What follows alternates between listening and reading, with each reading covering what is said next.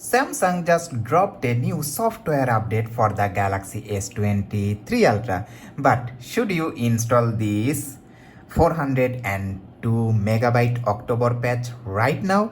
This is the October 2025 update, only 402 megabyte. Samsung says it contains the latest monthly security patch, and this is the very first software update after the Android 16 One UI 8 update from the last month.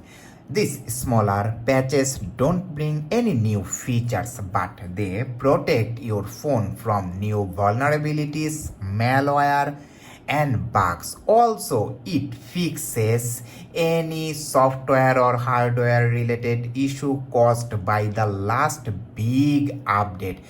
Before updating, make sure you have at least 50% charge on your phone's battery and also connect to a stable Wi-Fi network to avoid any unnecessary data hiccup, and obviously backup all of your important data. Always a smart habit. I am installing it on my Galaxy S23 Ultra right now. After downloading, drop a comment in the comment section if you have got the update, and subscribe to my channel Galaxy Station for more Galaxy update.